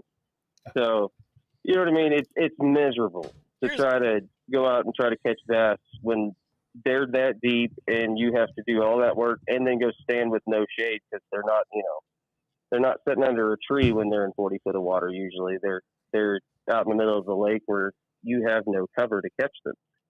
And it's miserable on us. It's miserable on the fish, and it just doesn't make a lot of sense. You can go fish your Wednesday nighter or all your jackpots you want in the evenings, but that's about the only time you can fish other than first thing in the morning. And having to pull into a weigh-in at 1:30 when it's 97 with a bag full of fish, one, you're beat up because it's hot as all get out and sunburned and tore up, which people don't honestly realize most of the time how much work goes into running the tournament. It's not your lazy, let's go enjoy the water and have a good evening type thing. It's up and down. My main motor is constantly running, and it's not so much that I'm skipping holes. It's that I have narrowed down in my practice or whatever I'm doing high percentage probability, and I'm hitting high percentage probability spots. One, to see what the fish are doing in that area. Two, to see the population size of the fish that I found. And there's so much in a tournament that is more of a live reflex of making the right decision in the right moment. coming up and reading the condition momentarily. Yeah. And that's why I love it. Is you can go beat somebody doing something that honestly humans don't have any senses to do. I can't see under the water, so I just it's my passion. Sure. And I think we can go, it's clear we can go either way on this topic all day long, but I'd like to go over to the spots. You mentioned spots. Is spot burning bad, or is it just sharing information? And I'd like to ask Jeremy first. He's a generous guy. Wait, you just called it spot burning. Well, that's what people call it. Yeah, but there's judgment behind that. No. When you burn something or someone. No, you're lighting it on fire. You're just like smoke signal. You're telling people where you're at, so it's fine. Keep going. Yeah. I mean, I've been yelled at like in comments or in DMs just for naming the lake I'm fishing at, much less talking about like the individual spot I'm fishing at. Just naming the lake, people get mad about that. Funny, huh? Which is, Can I mean, that's ridiculous. Can I jump in here? Please. Again, protecting something, wanting to be the only person that catches the bass. I understand putting in time. I understand doing research. I understand being like Leif Erikson and going out and trying to find America when you're a Viking, and living in Greenland and fishing somewhere that no one else has ever gone to fish. That's all great. Computer technology, maps, information that's shared, going and sharing, again, not in a competition level, because it's always about competition, going and sharing what is fun. I love sharing that. My favorite thing is to tell a person, here's the ingredients to go and have an enjoyable time like I'm having. Go do these exact things that work for me. Use this rod, use this reel, use this bait, fish exactly right here. This is what I did. I had fun. Now you go and do it because I want you to have the same fun. That's what I like to do. I would love to pre-fish for tournaments in kayaks. And I mentioned this to Rick before the show. Show person exactly what I do. Because if somebody's traveling a long distance and they come to a lake and they could watch a video I make and then have a little bit more success in that tournament, hey, we're all going to go out and have a good time. But again, that's not fishing to win. That's fishing to have an experience. That's a lifestyle. Now, in California specifically, you go out on the Delta and you start telling people about where you're fishing on the Delta, your exact spot. You might get shot. You might get beat up. You definitely spot burning in fly fishing. You go and fish on certain stretches of rivers. You come back, they slash your tires if they don't know who you are. So then you start talking about bass fishing, ocean, fly fishing. It's crazy. This is ridiculous. Here's what's fun. Who owns the water? Going into surf culture kind of nailed it, like locals only. That's like, oh, you can't surf my wave because my dad's a millionaire. My dad's a millionaire and I was born in a house overlooking the San Diego. Like, well, get out of here. Great. You put in your time to earn your right in the lineup. So be respectful. I get that. Go to Pipeline and try to paddle out and catch a wave of Pipeline. You're going to get beat up or the wave's going to take care of it. We don't have to worry about it. But to show up in your boat and because you got up earlier than somebody else and you got to a spot and you're fishing it, congratulations. Fish that spot all day long. Have fun. I don't care. All day. Go for it. That's my take. Spot burning. Go ahead. Benjamin Black said it best. So I'm going to quote him here. He once commented on someone or commented on this topic and said, you should ask the question how you caught it and why instead of asking where. Because where is going to change. Like I may have caught them on that spot, but it was because it was 7 o'clock in the morning and the wind was blowing one particular direction. And you could go back to that same spot over and over and over for the next 10 days, and there may not be a fish there, right? So if you understand how someone caught it and why, instead of just asking where, like that's the most important thing I think to learn. Now, don't get me wrong, like spots matter. I'm not gonna skirt the issue because here's how I handle it. If someone has helped me or shared information with me, for example, I know a guy who I met at Lake Bodark, brand new lake in Texas. I talked about it last week. Met him in the parking lot one day. Real cool dude. We got to talking. He was like, look, he's like, go here, here, and here. Like when I get done, I'll even drop you the waypoints of where you should go catch fish. Went to those spots and caught fish. Am I going to share that in a video? Absolutely not. Like, I'm not going to like disrespect the person who entrusted sharing information with me. However, I work with a company called the Fish Life app, LYFE, Fish Life app. And their purpose is to sell you 15 to 20 spots that change every single month on all the public lakes in Texas, including this one right here.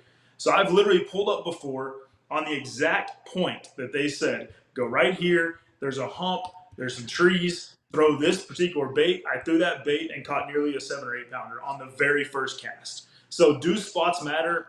Absolutely they do. And you just nailed it. You don't have to burn someone's spot.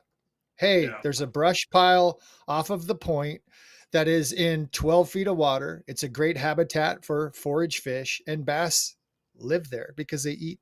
You talk about times of the year. I was destroyed by a guy from Utah that came out and fished Folsom Lake. And all he did is he looked at the maps of the lake, identified steep points and steep shorelines because it was the time of year that fish would have moved from their deep water haunts up to the first points. He identified from a map and went to those points and started catching some fish. And then he went to the exact same points on the map, spot by spot by spot, that translated in a similar setup that correspond with the action of the fish during that time. So that's the beauty of all. That's why I laugh so much. It's like spot burning. They're fishing in an area where fish normally live. Now, can fish move? Sure. Do fish move? Yes. But historically, bass live in similar areas. So all you got to do is look at maps, check out the water a little bit. You don't have to use your live, but you use that 360 where you can side scan everything else and you cruise around. And I know you do the same thing. You're looking for spots to burn your bait by. That's all you're doing, is you're recognizing structure, and whether it's sand going into pea gravel is a change, or you're looking at certain banks and you're looking at leaves, you're looking at piles of whatever you're doing on brush, you're identifying locations, and then you go in there, you pick it apart. So spot burning to me it's a crack up when people want to protect it. I don't want everybody in the world to go and fish my spot, because I have this one phrase with my kids. They're trying to steal your fun. When you go out surfing, there's only so many waves that come in a set. And if somebody else gets your wave, you don't get to have any fun. You're just sitting there watching. And it's like, are you there to watch or are you there to surf? Now, when you go fishing, I just think it's so much easier. There's so much more to share. It's not like they're going to steal all your fun. Like, just go 10 feet over and go and catch a fish. Cause I promise you there's another fish right around the other corner. Like, who cares? But that's just my take. Rick has something Absolutely. I was going to start talking about surfing, but then I realized I don't want to get into that thing. We also just called out maps as I don't think my old-timey knees could forward-facing handle- sonar. Yeah. Old fashioned forward facing. My old timey full fishing. Yeah. Yeah. Well, Like, I dang have it. the old one. I mean, I didn't fork out the money and get the new transducer or anything. But Wait, what'd you say? I said I didn't fork out the money and get the new transducer. I stayed with they call it the LVS 32, which is the old Garmin one.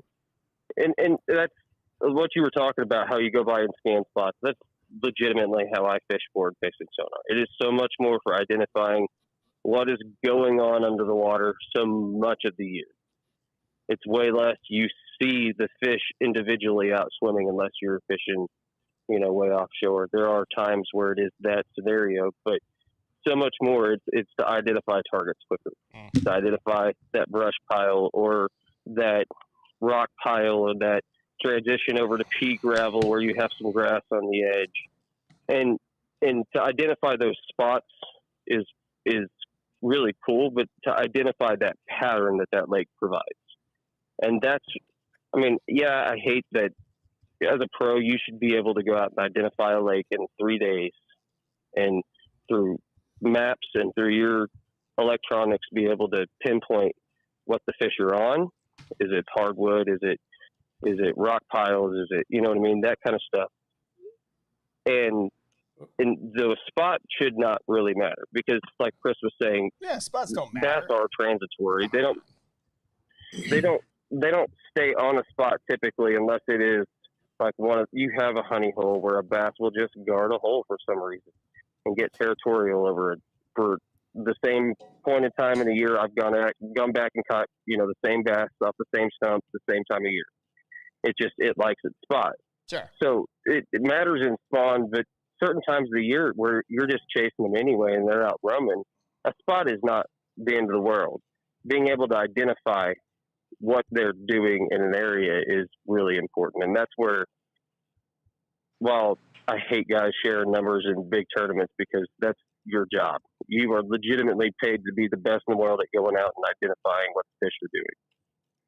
And if you can't perform that function, it'll eventually weed itself out because we'll hit waters that are uncommonly fished because you're fishing a smaller circuit, like the guys that fish the 100 boat elites instead of the 500 boats that show up for an EQ Open.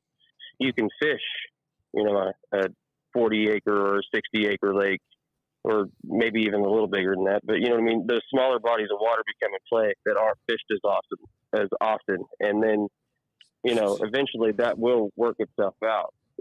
I got a yes. No, I got a yes. No. Who has the money? Yeah. Can I get a yes no answer from you? I want to know. It was bass fishing. Were tournaments better when you took Bassmaster Classic, the original idea? You took all these guys, put them on a plane, brought them to a location on a lake that they didn't know, put them all in the same boat. They only had a certain amount of equipment, and they went out and had to respond to the elements and currently the fishing situation. Was that a more pure tournament than what we have right now? Yes or no? 100%. I think you cannot.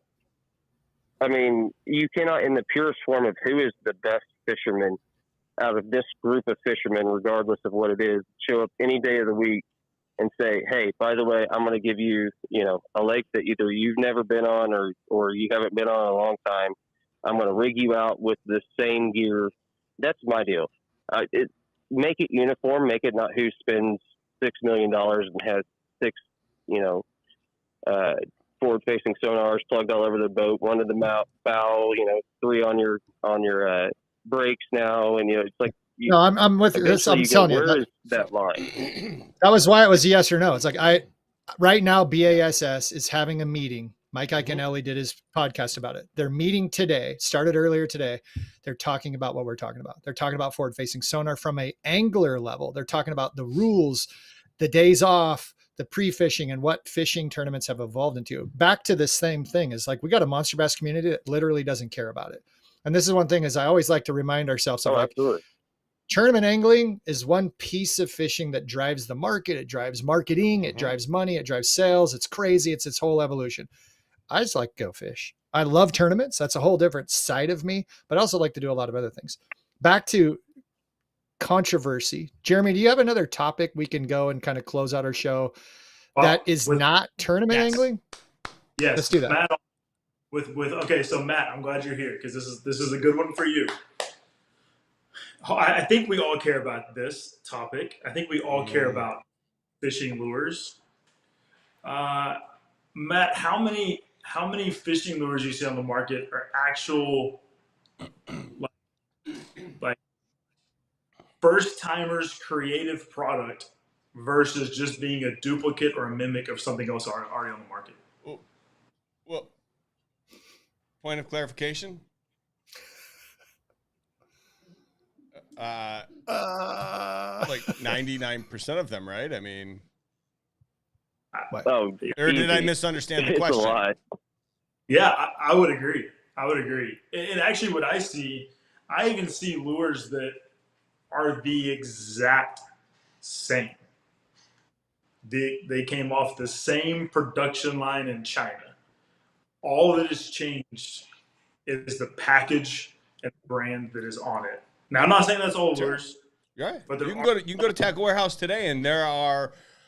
I used to know the number, but like there are so many exact knockoffs of the Vision 110, just prepackaged. Some factory just made. They didn't even bother to change the gill plates, and they sell them online at Tackle Warehouse.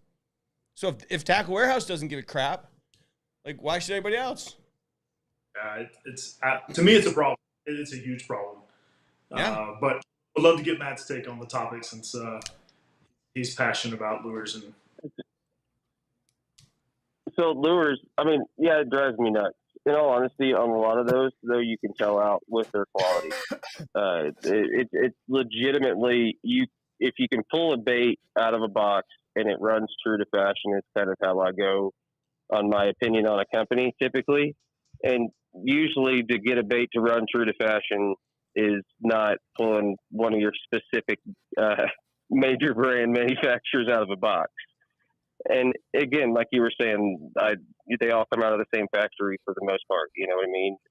It's not really an industry secret. It's kind of an industry don't talk about it. And I think for sure that if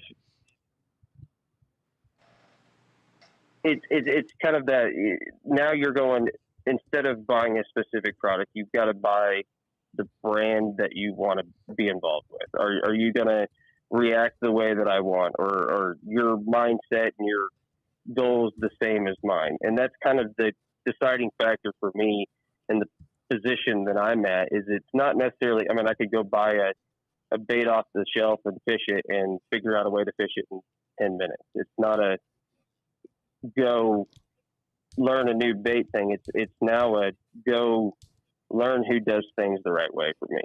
Who's going to actually make something that's going to have quality every time I pull it out of the bag or whatever. You know what I mean? That's my take on all of it. Is you just have to become so much of a shrewd customer. You know what I mean? Yeah. In this industry, you have to be willing to try a brand, but at the same time, it's a test every time you do. And you know, is this bait something that I'm going to go throw and it's only going to catch one fish before all the craws rip off of it? You know what I mean? Sure. Hey Matt, Well, have you ever the best seen bait and catch the fish ever? Matt? You ever seen the OSP Sakura, the dice rubber, the non-salt soft bait? You seen that? It looks like a dice, like a little die, and has little hairs coming out of it. They have the little round balls, some of the brands, and the little hair. Have you fished one of those yet? I haven't fished them, but I have seen them. So this is the fun part. You're talking about what's new. Do you fish like, you know, the turd weights? I mean, the turd baits that look like the Scat is one brand. They're basically a really fat Ned rig. Do you fish those? Right. Have you? I don't have fish actually. those. I fished. Okay. When did you first throw those? I mean, again, I don't like a fatter Ned rig style. I don't know, probably 2 or 3 years ago. 2 years when they came out. So do you feel like, just to keep it simple, do you feel like the fatter Ned rig outfished your standard Ned rig?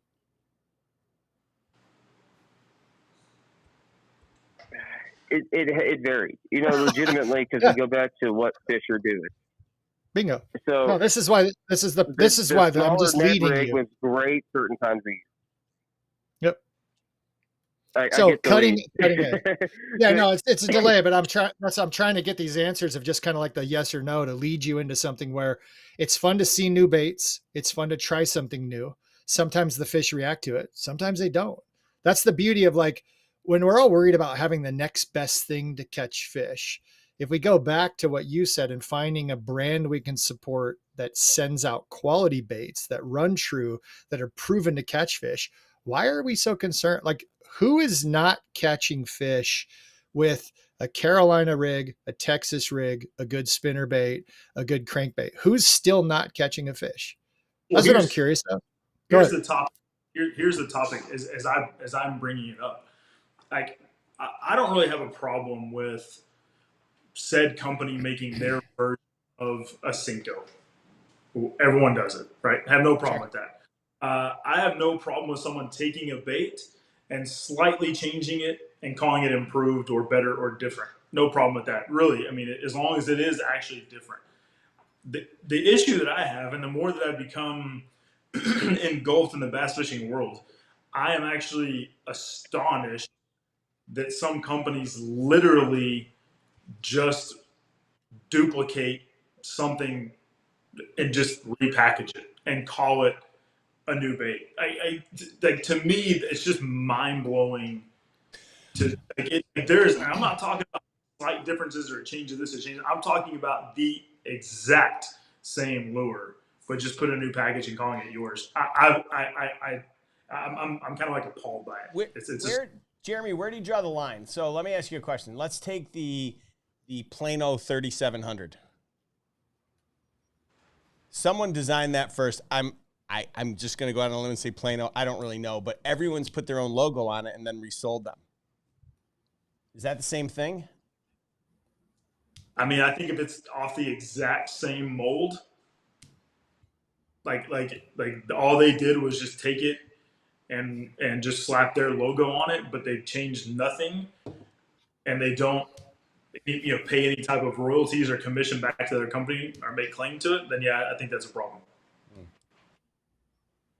Now, That's if the you big, change, that's capitalism. You got 21 years to make your money, no more patents up. And that's the beauty of market share and living, unfortunately, in the situation we've created. Ooh. If somebody brings a bait to market and then they're going to be copied and legally that's allowed, now we're going back into this whole thing of like, what do we like? You vote with your dollar, don't support them.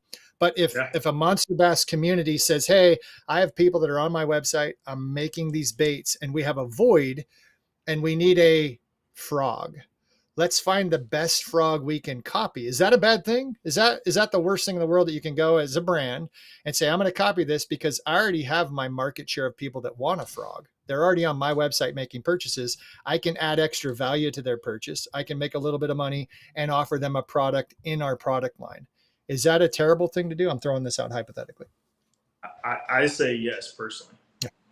But like legality is different than ethics. Bingo. Integrity, right? Totally different. Does it have improve? Yeah.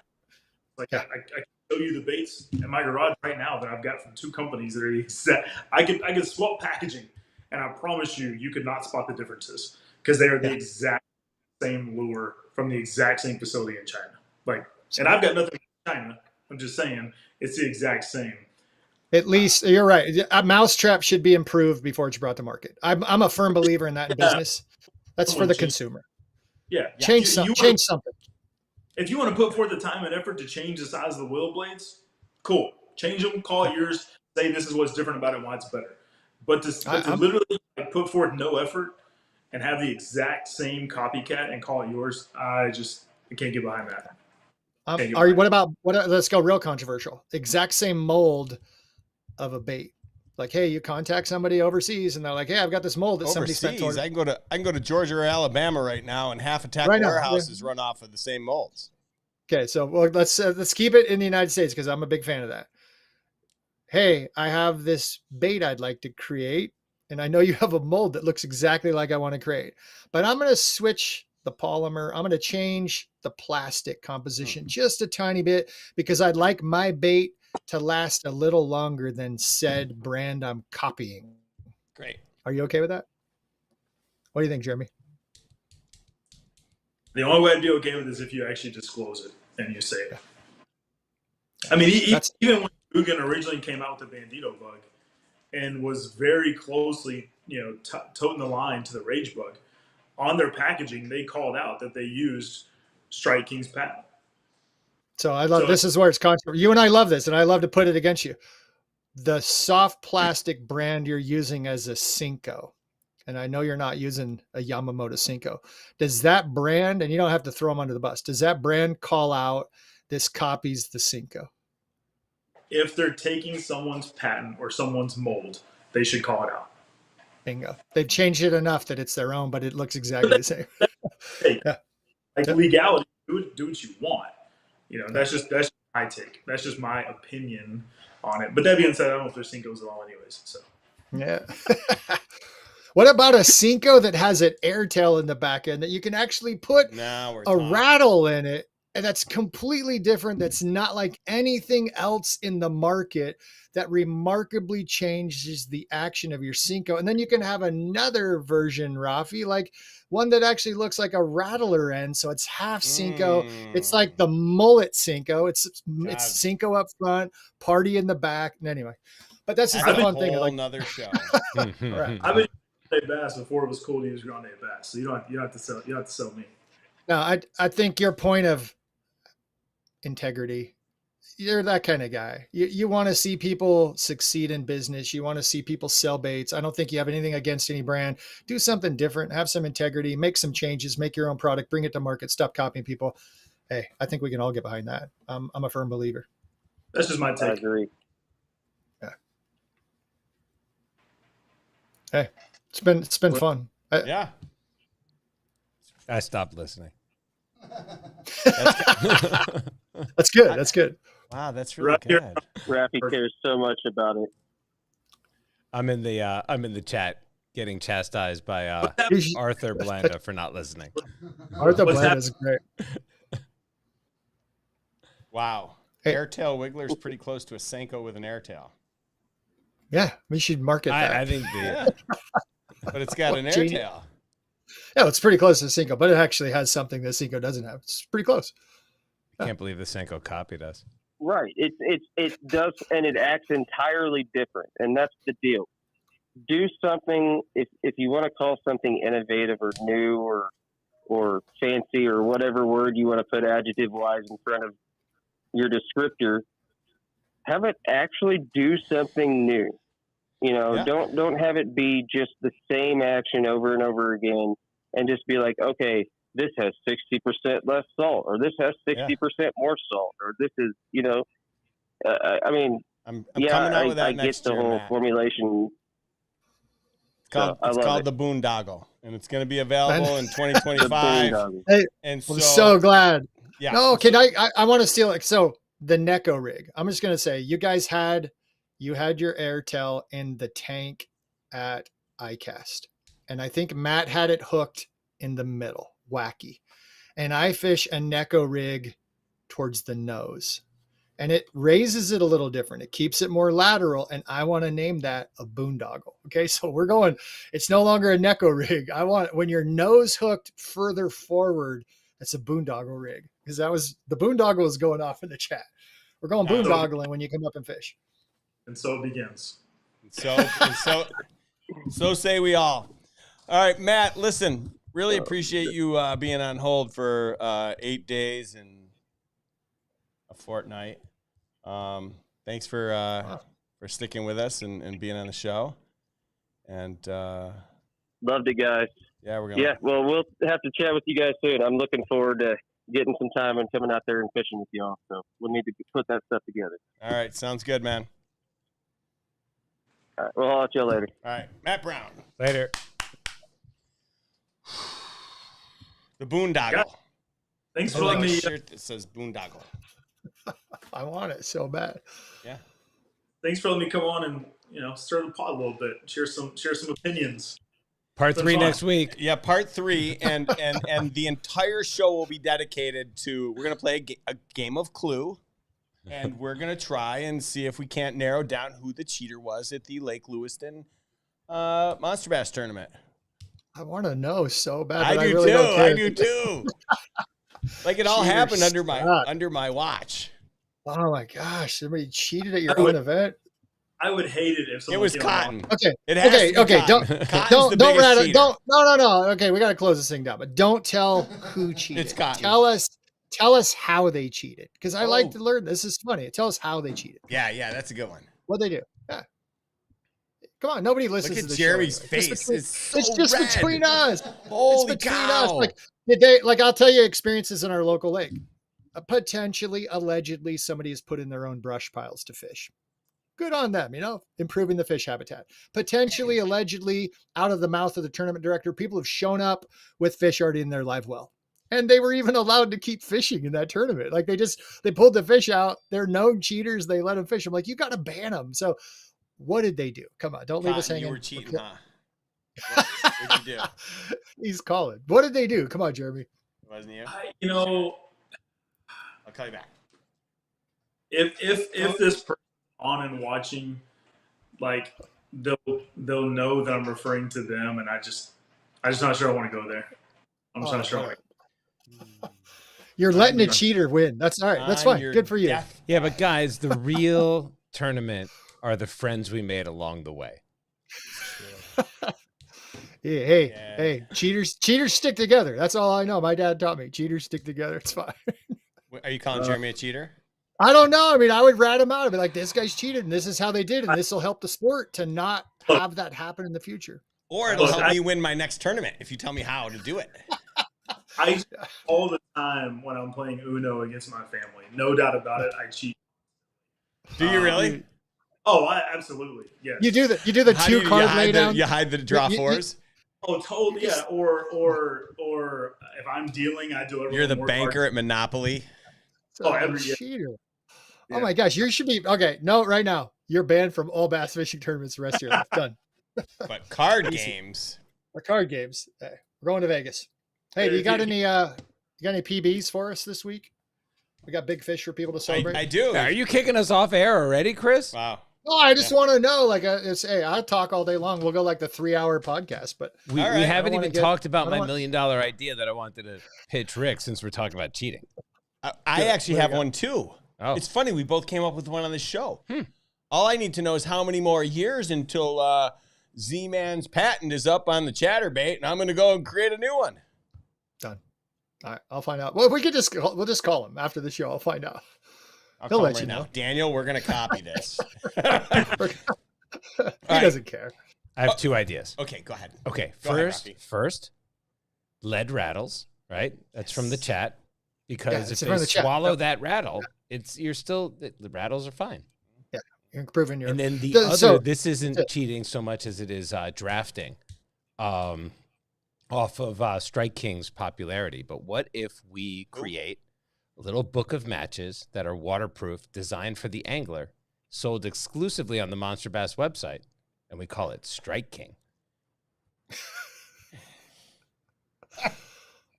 I don't think they What have was it? matches. I think we could What was advertise that we have exclusive Strike King for $1 on the Monster Bass Oh, website. The We're still lowest working prices on- on Strike King anywhere on the internet. Guaranteed. A little box of matches. My kids didn't even know what a Or- book of matches the other day. Like you're gonna have to go back and teach the new generation what a book of matches are. I don't know Strike if you know King this. free with every purchase. I was telling my kids like you can flick matches at each other. You can do all these things. Matches came in a book, and they're like, "What's a book of matches?" So, anyway, that's a whole nother subject. But hey, how are we doing on our man scent? What did we call that when we were spraying on ourselves? Do you remember like 3 shows ago? No, Strike Queen. Strike appeal. So, all right. So we still got to work on that. So we got this. Yeah. This. What's your $1 million idea, Rick? You got one more? No. If I did, Okay, I wouldn't be well. here wasting my time. No, just kidding. Dang it. Woo. All right, let's Jeremy, look at some. did Let's look at. Oh, go ahead. I was going to say, did we cover your things? Because like it's just a lost leader for the future before we get kicked off the show. Did you have anything else that you want to piss people off before you leave? I think Jeremy's a regular on the show now. It's a 4-man show. So Still, now I'm that in.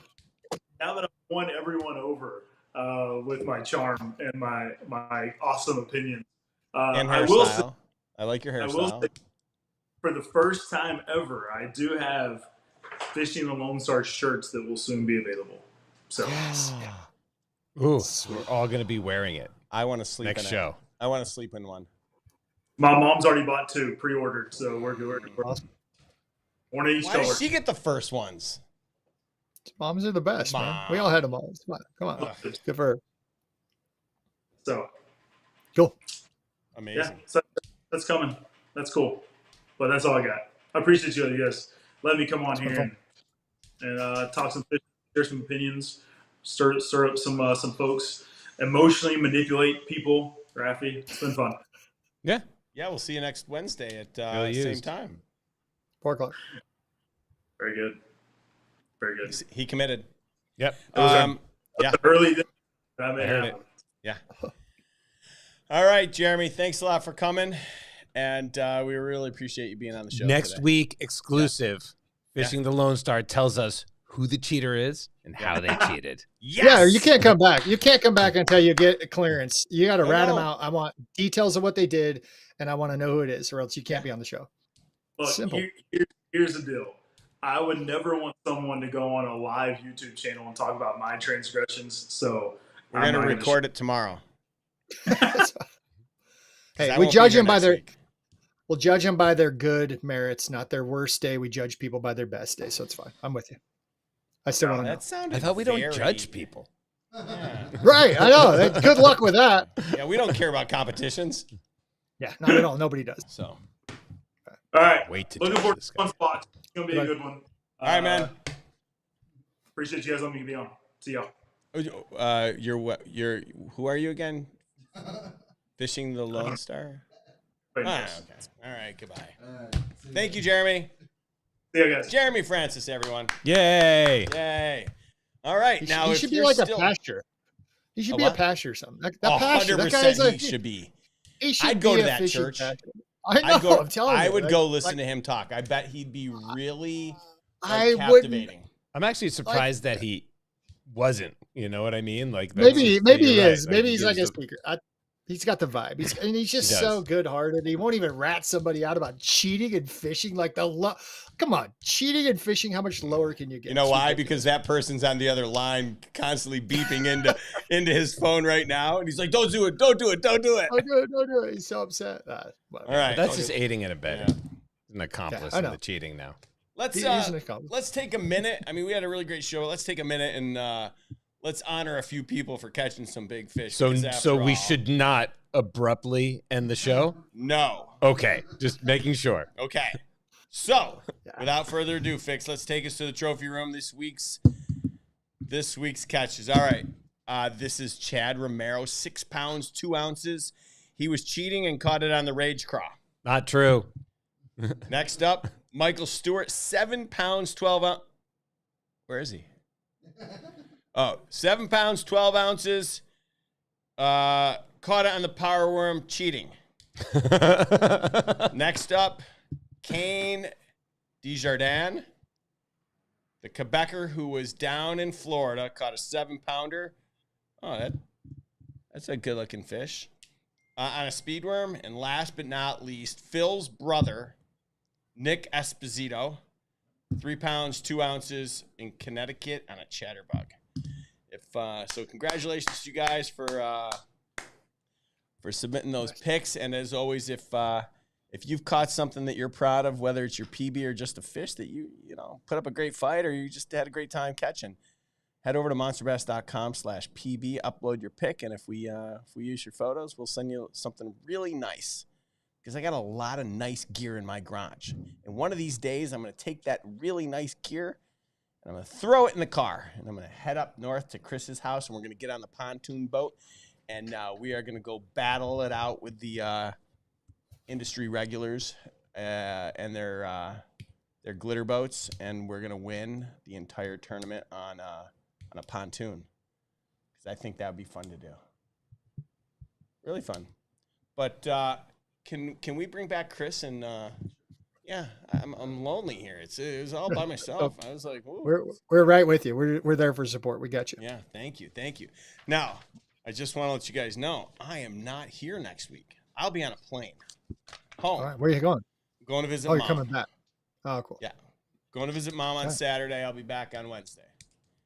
So we'll have to figure that out. But I'm sure you guys can figure out who the cheater is without me. And we'll go from there. We're gonna learn. Do you have enough do time, it. Chris, to make sock puppet Rick? Yeah. Wait, Send me a good photo. Give me a good photo. I'll make sock puppet Rick. What was the dog? Triumph, the insult. Yeah, we could do that. That'd be fun. Or you could just put a picture of me up. I know where I can find pictures of a head. It's like Weekend at Rick's. Hey. And if I think I saw an update. I think I might be getting my new box. I might be able to do a little box preview. We can talk about some baits next week. We can continue discussing things that make people sad or happy, but let's talk more about fishing that the community wants to hear.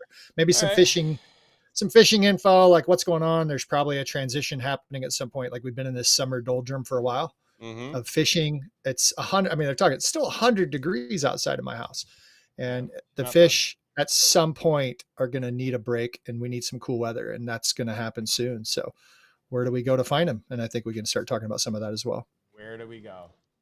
Yeah. A spot, but we'll burn the spots. Okay. So maybe let's talk about spots. Burn it all. Tell people where to go and pre-burn those spots. So we'll get them set up. Oh, look at all these. Mick Foley approves. He does. Yeah. Mick Foley does approve. It's good. Well, it was a great show. It's a great That's fun. call. Yeah. So I think it's time to go get some tacos. All right. Do it. All right, guys. Well, you guys have a great rest of your night. And we will definitely talk later. All right. See you guys. Yeah. And